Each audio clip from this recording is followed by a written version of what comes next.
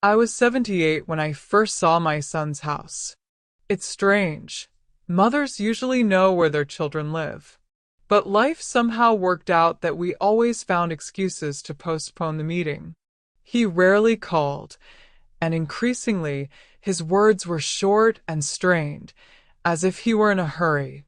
But on that June evening, he invited me himself. The voice on the phone was quiet, trembling, as if he was hiding something. "Mom, come," he said, barely audible. "I need to show you something." And so I went. It was a long journey, first by train, then by bus, then on foot, through a quiet neighborhood where even the dogs barked politely, subduedly. My son's house turned out to be 2 stories, narrow, austere, with a high fence and a small courtyard in which not a single flower grew. It was as if everything pleasing to the eye had been cut out of there in advance. I knocked 3 times, and before he opened the door, I heard quick footsteps, not his heavy steps, but light, nervous ones. The door opened a few centimeters. "Mom," he whispered. "Of course, Mom. Who were you waiting for?" I smiled, but he didn't smile back. He let me in, quickly, almost jerking, as if he were afraid someone would see us, and immediately slammed the door, turning the key twice. And then he did something that still echoes in my ears. He leaned toward me and, without looking me in the eye, whispered, "Mom, be quiet. The neighbors mustn't know you're here." His voice trembled. Not from anger, no. Fear. And I, an elderly woman who had been through a lot, felt for the first time how deep and cold something sank inside me. I didn't ask why. Mothers can sense when questions only hurt. He took off my coat. His hands were cold, and led me down the hallway. The house was perfect, too perfect. Clean, shiny, empty, as if people weren't living here, but depicting life. There were no photographs, no children's drawings, not a speck of dust on the walls. Even the air smelled of newness, not of home. And the deeper we walked down the hallway, the stronger the feeling grew that my son lived here not as a master, but as a tenant, or like a man afraid to take an extra step. Finally, he broke the silence. "Mom, I should have called you a long time ago, but everything here is complicated." And he turned to me for the first time in a long time. He truly looked at me. Only those who've hidden things for too long and now can't anymore look like that. "Please, just don't tell the neighbors you're my mother." "Okay." At that moment, something crunched softly in my chest. Not loudly, not painfully, but noticeable. I nodded, because sometimes a nod is the only thing a mother can do to support her son. And we walked further, into the depths of his strange house, where quiet, disturbing secrets began to unfold. Secrets that changed everything, me and him, and the way we looked at each other our entire lives. I've always believed that silence is a gift, especially in old age. They say that with age, a person begins to appreciate peace, long pauses, and the ability to hear their own breathing. But the silence in my son's house was different. Not the one that hugs, but the one that watches. She stood in the hallway, in the living room, on the stairs, dense, viscous, as if composed of invisible threads that clung to her clothes, her cheeks, her breath. And every second, it seemed as if this silence wasn't emptiness, but someone's presence. The son walked ahead, his shoulders tense. His steps were cautious, even in length, as if he were used to walking so that not a single board creaked. It was as if he feared this place, but he lived in it, like a man who sleeps next to a wolf, hoping it won't wake. I followed, and as we climbed to the second floor, the feeling intensified. Not fear, rather, something unsettling, but quiet, without harshness. As if everything in this house was telling its own story, but in a whisper, so no one would hear. "Are you tired?" he asked, too quietly, as if we were in a library rather than at home. "No, son," I replied, and my own voice sounded strange here, too alive. He stopped at the door to the bedroom, but didn't open it. His hand hovered over the handle, his fingers trembling. "Mom, I..." He trailed off, as if the words were being pushed inward. "What is it?" I asked softly. He inhaled slowly, like a man preparing to plunge into cold water. "It's just, I should warn you, this isn't exactly my bedroom." He lowered his hand. "It's like it doesn't belong to me. But I live here. I have to live here. For now." He wanted to say something again, but instead, he simply pressed the handle. And we entered. The room was perfect, alarmingly perfect. A large bed, without a single wrinkle in the bedspread. Nightstands devoid of anything. No books, no exercise books, no glass of water. The curtains were pulled evenly, as if they were regularly measured with a ruler. But that wasn't what worried me. It was the fact that the room was devoid of any trace of him, like a museum specimen of adult man's bedroom. Not his clothes, not his scent, nothing. "You don't live here?" I asked quietly. He didn't look at me. "I sleep here, Mom. Sometimes." "Where's the rest?" "My things." He shrugged.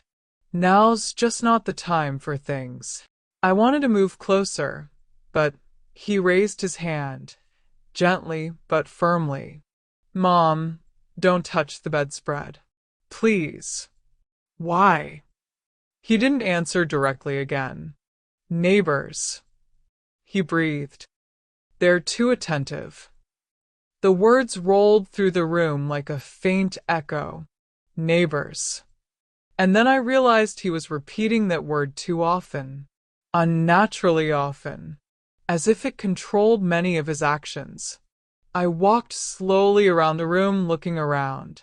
And the longer I looked, the more I felt there was something unnatural here. Not mystical. No.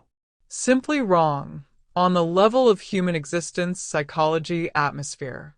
For example, there was a clock on the nightstand, but it wasn't ticking, and the hands were stopped at exactly 3 in the morning. "Are they broken?" I asked. My son turned around, and for a moment something like fear flickered in his eyes. "Don't touch them, Mom." "Why?" "Yes, it must."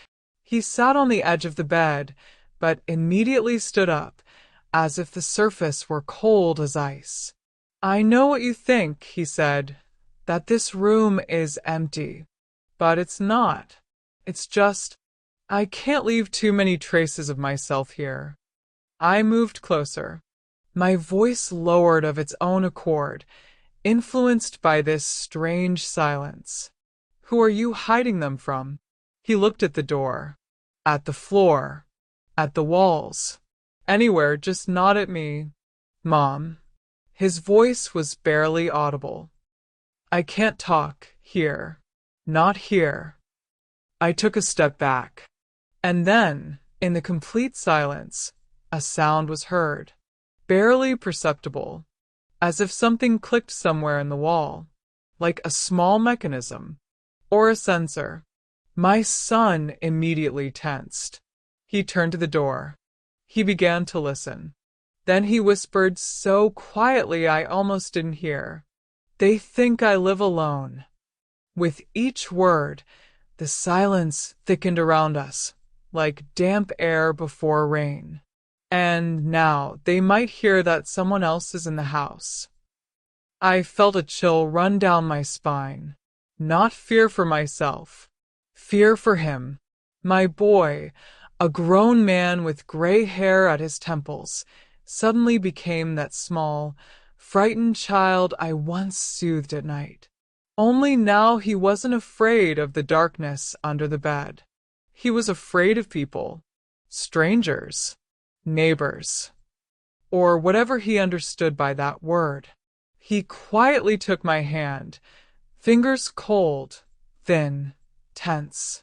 "Mom," he whispered, "please don't make any loud steps. We mustn't disturb them." And in that moment I realized my son's house wasn't just a home. It was the shadow of his fear. And that fear lived in every wall, in every click, in every silence. It took me a while to realize that the floors in my son's house were too soft. Not literally, the boards didn't bend or creak. But every step echoed in me with a strange sensation, as if I were walking not on wood, but on a thin layer of silence. As if this house had long since ceased to be just a home, and was now listening to every sound, evaluating, analyzing, memorizing. My son led me into the kitchen. Without turning around, he kept looking ahead, like a man who doesn't allow himself to see anything that might frighten him. The kitchen was bright, clean, too clean, as if no one had ever cooked here, laughed here, or lived here. And again, not the slightest sign of his presence, as if the house was cleaning up its traces, or he was erasing them himself, deliberately, methodically. He gestured for me to sit. I noticed him glance at the window at the wall next to him, as if checking to see if anyone was listening. I carefully sat down on the chair. He stood, holding on to the edge of the kitchen table, as if it might collapse beneath him. "Mom," he finally said, "I didn't want you to come now." He said it strangely, without harshness, without irritation, with pain from what he had to say. As if his duties, not to hurt me and at the same time to protect me, were in conflict. "I had to see how you live," I said quietly. "You are my son, after all." He closed his eyes for a second, as if the word son was too heavy for him. "I live normally. It's just the building is peculiar. The neighborhood is quiet, but the people here, they're attentive." There's that word again, attentive. I already understood what it meant, but I wanted to hear him explain. "What can they hear?" I asked. He sat down opposite me. He placed his hands on the table, but his fingers couldn't find their place. They intertwined, then unclenched. "That's it, Mom. They hear everything. Too much. More than they should.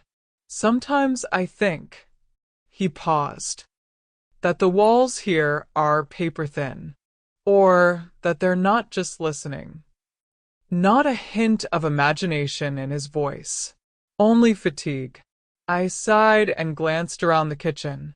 Beautiful, modern, bright. But beneath that light there was something cold, like a steel knife might be hidden beneath sugar icing. "Son, what happened? Why are you so afraid?" He exhaled slowly, as if gathering his courage. "I'm not afraid, Mom. I'm careful." But immediately after these words, I noticed his hands were shaking. Just a little, but they were shaking. He talked about fear, but he called it caution, like a child who insists he's not afraid to sleep without a nightlight. I placed my hand on his. He glanced around sharply, at the door at the window. "What?" I asked, startled by his reaction. "It's just," he swallowed. "You can't make noise." "Because of my touch?" I tried to speak more calmly. "It's just a gesture, son. I'm just here." He didn't answer. but he didn't remove his hand. I looked at him carefully. He had aged, but not in his face, in his soul. Asterisk, asterisk. His eyes drooped. His shoulders hunched. His back was slightly hunched, not from age, but from constant weariness. As if he were carrying an invisible weight on his shoulders, not physical, but anxious. You said, I reminded him that the bedroom wasn't yours. What was it for? For whom? For what?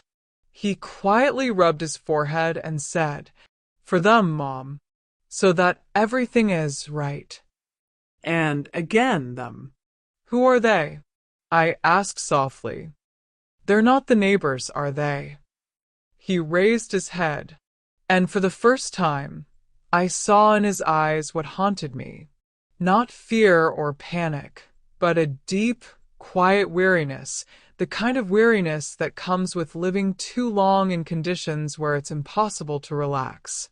It's hard to explain, he whispered, and I don't know if I can tell you. If I have the right. I felt a lump in my throat. Son, who are you hiding even words from? He looked away. The silence grew thicker. And suddenly we heard a sound. It was so quiet that I wouldn't have noticed it if I hadn't seen my son's face. It wasn't a creak, not footsteps, not a rustle. It was a short, barely audible, ringing click, as if a small mechanism had clicked somewhere. My son froze. His face turned white. What is it? I whispered. He rose slowly from his chair. He walked toward the wall. He looked at it as if he were looking through it. Then he said, just as quietly, It means they heard, that there are two people here.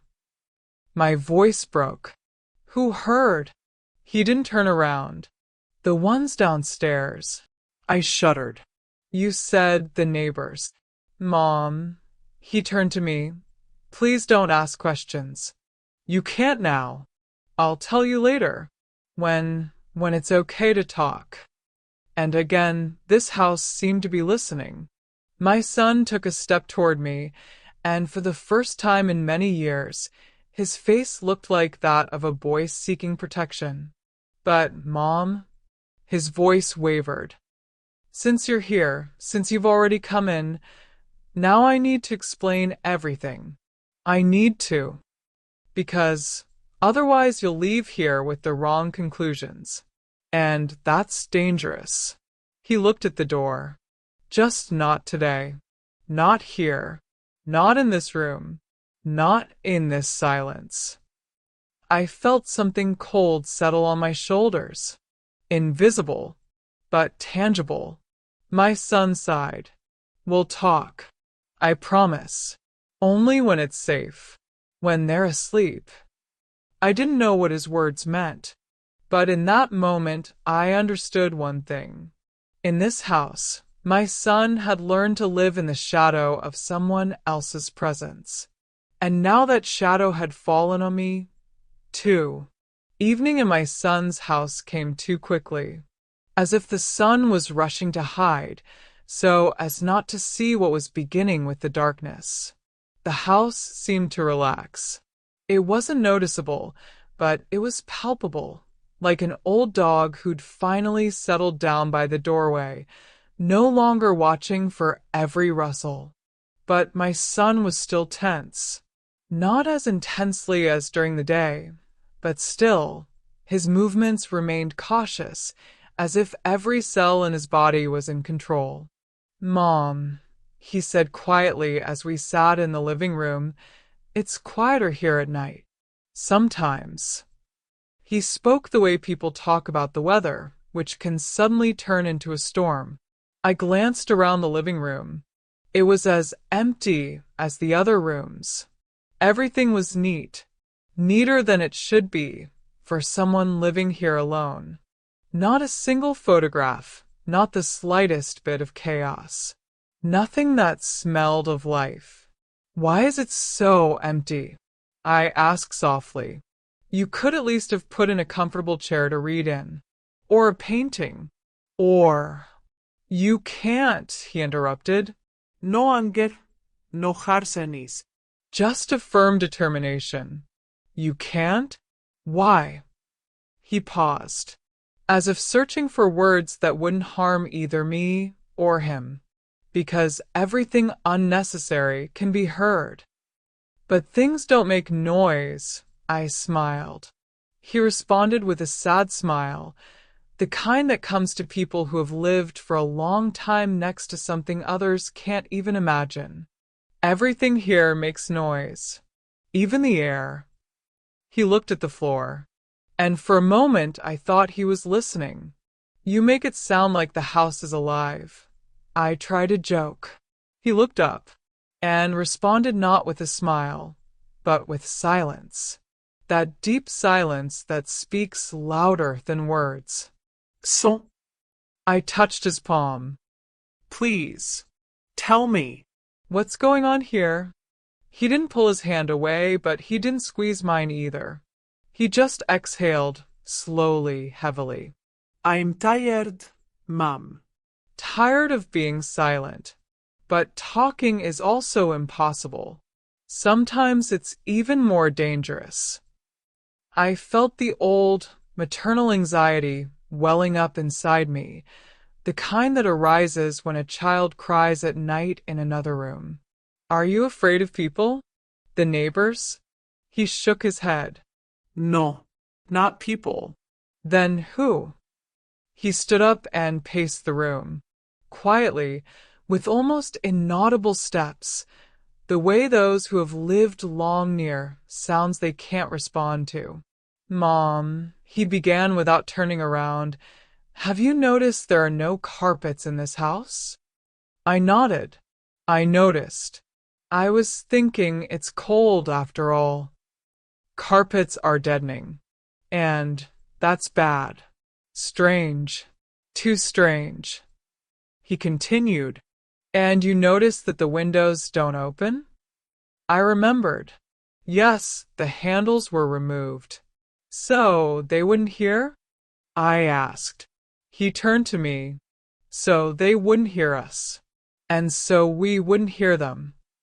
Too clear. I felt a shiver run down my spine. Son, who are they? He sat down across from me. He looked at me for a long time, as if deciding whether he was ready to take a risk. And then he said, Mom, this house isn't just cheap housing. He's watching. I wanted to laugh, to say it sounded ridiculous, but his voice, his face, his hunched shoulders, this wasn't a man who made up horror stories. This was a man who had lived too long with the truth, tired of hiding from it. You mean cameras? Listening devices? I tried to find a rational explanation. He shook his head. It would be easier if it were cameras. But everything is more complicated. He ran his hand along the wall. Only those who don't ask questions are allowed in here. Those who fit in. Those who know how to keep quiet. Know how to not look where they shouldn't. And who agree to follow the rules. What rules? He closed his eyes, as if reading a list inside himself, long since etched into his memory. Don't make noise. Don't bring guests. Don't move furniture against the outside walls. Don't leave the water running. Don't open the windows. Don't turn off the lights completely. And most importantly, he opened his eyes. Never. Never go down into the basement. I felt a chill. You have a basement? Yes, he said. In the bedroom. The very bedroom he wouldn't let me open. I whispered softly. And what's there? He looked away. There is something that shouldn't hear us. And that hears louder than anyone. I looked at my son, at his hands clenched into fists, at his eyes troubled but not mad, at his posture, broken not by fear, but by the burden of loneliness. And then I understood. He's not crazy. He's exhausted, alone, locked in a house that listens. My son sat down next to me again. He placed his hand on top of mine for the first time all evening. Mom. His voice became barely audible. Since you're here, I need to show you something. Later, at night, when the walls become quieter. I squeezed his fingers. I'm here, son, and I won't leave until you let me go. He nodded, and for the first time, he breathed a sigh of relief. Just a little, but enough for me to see. He'd been waiting a long time for someone to share the silence of his house with him. And behind the wall something clicked again. Quietly, almost gently, but we both heard it, and we both understood. The house was not yet asleep. Night fell unnaturally quiet in my son's house. It was as if silence hadn't simply descended on the rooms, but lay over them like a blanket, muffling everything but itself. We left the light on, as per the rules. It wasn't bright, but warm, as if it were the only living thing in this all-too-quiet house. My son sat in a chair against the wall, his back not touching it. I noticed he kept a deliberate distance from the walls, as if he were afraid they might respond with a touch. I quietly approached. "Aren't you going to bed?" I asked. He shook his head. "You can't. At night, you can't sleep completely. At least one person must listen." I sat next to him, closer than his anxiety allowed, but close enough for him to feel my warmth. "But you're not alone now," I said. "We can listen together." He looked at me as if he'd longed to hear these words. We sat as the house slowly darkened outside the windows. Time stretched, and even the smallest sounds, like the gentle click of an old radiator, seemed larger and deeper. "Mom," he said quietly, "I want to tell you something, but please don't interrupt. And take it calmly. Otherwise, it will be more difficult for me." I nodded. He sighed, deeply, as if he were about to drag out something heavy, stored away for too long. "It all started 3 weeks after I moved here," he began. "At first, I thought it was just an old house. Creaks, pipes, wind. Such explanations help you live, even if you know they're false." I listened silently, but then I noticed something strange. Every time I walked in the bedroom, the floor seemed to adjust to me, not just creaking, but reacting. As if it were watching the direction I was taking my steps. I couldn't help but feel a chill run down my spine. He continued. "I was conducting an experiment. I was walking around the room at night, slowly, and I could hear it. Sometimes the floor creaks in one spot, even if I was standing still." He clenched his hands. And then the first sound from underground. We both looked toward the closed bedroom door. Far away, but too noticeable. "What sound?" I asked, barely audible. It was like someone running their fingers along the underside of the floor. Long, slowly, as if examining. Not with nails, not with a fist, but with something soft but weighty, like skin. I took a deep breath, trying to remain calm for his sake. "Are you sure it's not an animal?" He looked straight into my eyes. "Animals don't whisper, Mom." The world inside me seemed to freeze. "Did you hear a whisper?" He nodded, quietly, almost bashfully. "A few times. Not words, not language, just a presence. A sound created not by lips, but by the air itself, passing through a narrow gap, but without moving air." He spoke calmly, and it was this calm that frightened him most. I tried calling the repairman, he said, but no one came. It's not that they refused, they just disappeared. And the dispatcher said, "We can't call this address." And he hung up. The address, the house itself, a place that seemed to be erasing itself. "Do the neighbors know?" I asked. He chuckled. "Neighbors? Have you noticed how no one looks out the windows? It's like everyone lives sideways to the world. And they talk in whispers, even during the day." I tried to ask. One woman only said, "Don't touch the floor." And she never looked in my direction again.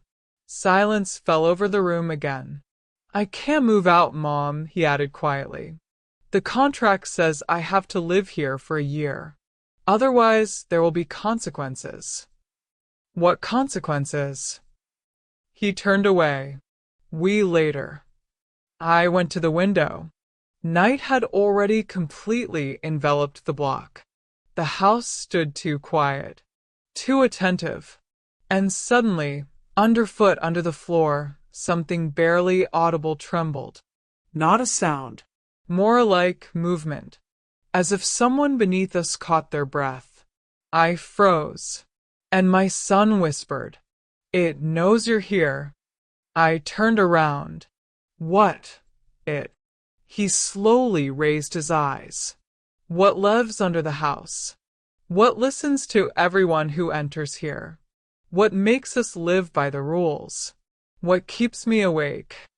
He came closer. "Mom, tonight we have to go down to the basement. Together. Because now I'm not alone." I felt a tremor, but along with it came a strange sense of strength. A mother's determination, the kind that emerges when a child cries for help. "Okay," I said. "We'll go. But you'll never go down there alone again." For the first time since I arrived, my son exhaled, as if a weight had been lifted from his chest. And at that very moment, something moved again beneath the house. Silenter than a heart, deeper than a step, as if someone was waiting for us. We prepared for the descent for a long time, not out of fear of the dark, but because every movement in this house felt too loud. The house was listening. My son was sure of it. And the longer I stayed inside, the more clearly I felt the same. Before opening the hatch in the pantry floor, my son repeated, "Mom, the main thing is not to say anything in there. Even in whispers. We follow only where the floor leads. It prompts." If it weren't for his gaze, quiet, tired, honest, I would have thought he was simply tormented by anxiety. But in this house, anxiety didn't feel like a figment of the imagination. It was part of the structure. We opened the hatch. It was old, but not dusty, as if someone had recently opened it. The smell from below was dry, earthy, like old archives, or the cellar of a house where they stored stories, not vegetables. The sun lit a small flashlight. Its light was warm, not harsh, the kind that doesn't disturb the night, but gently gives way to it. "I'll go down first," he said. "Follow me carefully. Don't step on the edge of the steps. They're different here." He disappeared into the dark square beneath my feet, as if descending not downwards, but somewhere within himself. I followed. The steps were indeed strange, some hard and dry, others seemed to give slightly, as if alive, but not dangerous, simply responsive to my touch. When my feet touched the basement ground, I felt the air quieter here. Not colder, not mustier, just quieter. As if the sound here wasn't fading, but waiting. My son pointed ahead. "Do you hear that?" he asked. I concentrated. At first, nothing. And then A barely audible tapping. Irregular. Not threatening. More like the way old people tap their fingers on a table when they're thinking. Has this been a long time? I whispered, forgetting I shouldn't speak. My son touched my elbow, startled for silence. And suddenly, the tapping stopped, as if the sound had listened to us in response. We froze, and for the first time in my life, I heard how silence could turn its face to a person. We moved forward. The basement walls were uneven, earthen, but not damp, the kind of old village cellars that the owners once built with their own hands. The light from the flashlight touched a low niche in the wall. My son stopped. There, he mouthed. Here I found the first crack. The crack was narrow, about the height of a palm. A warmth wafted from within. Not a living warmth, but rather the warmth that lingers for years, when old things that have been absorbed into the house are kept under the floor. I tried to look, he added, but it's dark. And it seemed as if the space were larger than its outer dimensions. I crouched closer. The light from the flashlight dimly illuminated the entrance, but beyond that, there was only soft, deep darkness. A darkness in which there was no threat.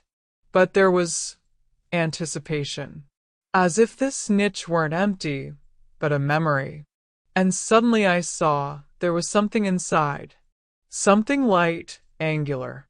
Stop, I whispered, reaching inside. My son tried to stop me, but it was too late. His fingers had already touched the object.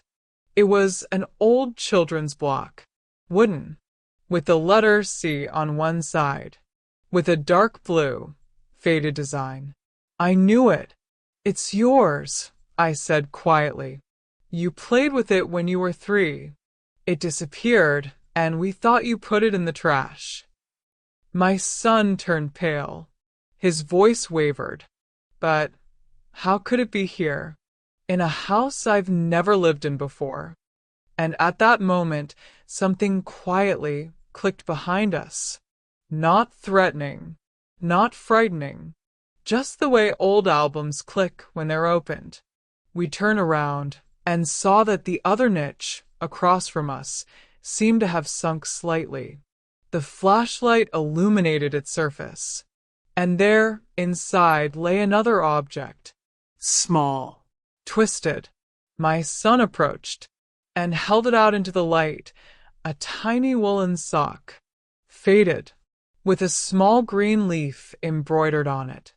He pressed the sock to his toes. Mom, it's... His voice became childish. I smiled with quiet sadness. Yes. Your first Christmas sock. You lost it in the park.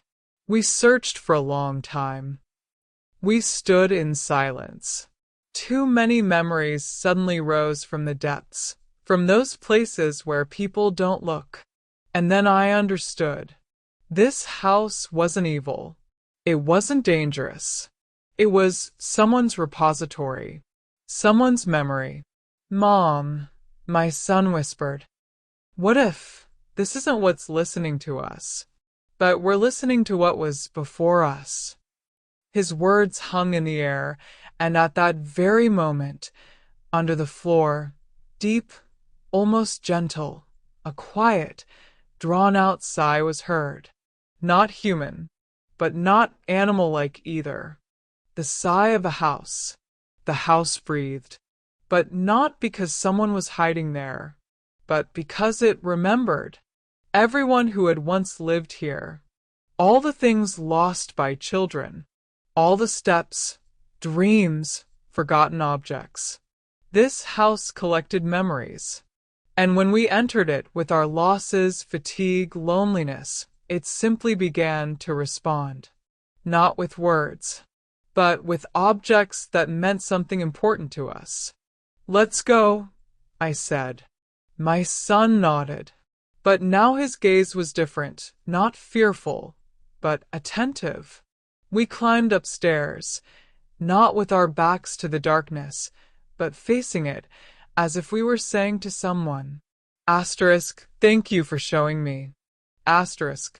When the hatch closed, the house stopped knocking, stopped moving the cracks, stopped calling. It seemed to calm down, like a man who realized he was finally heard. My son looked at me. Mom, I'm not afraid anymore. I took his hand. Because you're not alone now. And for the first time in many years, he allowed himself to cry quietly, like a boy who's found what he thought was lost forever. That night hadn't changed the house. It had changed us. And we both understood. The house meant no harm. It simply dislikes the silence of empty hearts. It fills it with memory, with what was dear, with what cannot be lost. I woke up before everyone else. The house was still, as if listening to my breathing.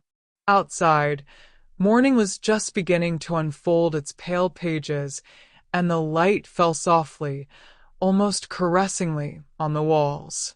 I sat on the edge of my new room, the very one my son had prepared for me, and stared at the door for a long time, as if afraid it would close in front of me again, the way people I trusted had once closed their doors. But now everything was different. Now I knew. In this silence there was neither fear nor loneliness. There was a place for me in it. I walked out into the hallway, barefoot, slowly, feeling the warm wood of the floor beneath my toes. The kitchen smelled of fresh bread. My son had left the bread maker on, as if he was afraid a morning without the smell of bread would be strange to me. There was a note on the table. Mom, I'm in the workshop behind the house. Come when you wake up. I just want you to be here. For some reason, those few words squeezed my heart. My grown son, and yet, how much remained in him of the boy who once feared the dark and called to me in whispers from the nursery. I stepped outside. The air was cool, crisp, and smelled of early spring. Wet earth, pine breeze, something infinitely new. My son noticed me first. He was standing at the workbench, his sleeves rolled up, tools scattered across the table. When he looked up, I saw something in his eyes I hadn't seen in years. Calm. Tired, but honest, like a man who's finally stopped running. Mom, he smiled a warm, awkward smile. I'm sorry I said too much yesterday. I know, I replied. You were just afraid. He wanted to say something, but remained silent.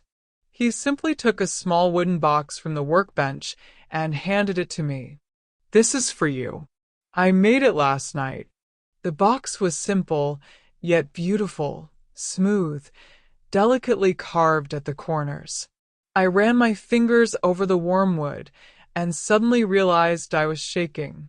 Inside was a photograph, an old, faded photograph of us, taken when he was 7. He was sitting on my lap, laughing, and I looked at him as if the whole world was in my hands. My son said quietly, I've been wondering for a long time why it's so hard for me to accept you. You don't need to explain, I said, but he shook his head gently. I have to, because all this time I was afraid I couldn't give you what you gave me, that I'd disappoint you, that I'd be worse. He looked away, as if ashamed of his own words. I moved closer and placed my hand on his shoulder. How little a person needs to feel needed again, one hand, one morning word. You don't owe me anything, I said. You've already grown up. You're already living. And I'm proud of you. Just let me be here. not to teach you. But so you won't be alone. My son nodded, and something changed in his face, as if a heavy stone had finally slid off his chest. We stood like that for a long time in the small workshop, surrounded by the smell of wood and the morning light. Then he said, "Mom, stay here. Not for a couple of weeks. For as long as you want. The house is big. And I think it will become your home." "And the neighbors?" I smiled. "Let them know. I have nothing to hide anymore." These simple words, quiet and calm, seemed to open a window into another future. We returned to the house together. He made coffee, I sliced fresh bread. We talked about little things, funny, warm, long forgotten.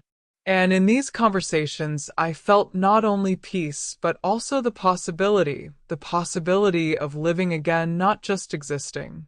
I realized home isn't walls. Home is someone who says to you in the morning, "Come when you wake up. I just want you to be here." And I finally found that home, and everything that had been sold, taken away, destroyed, all that ceased to matter, because the most important thing is that it was found.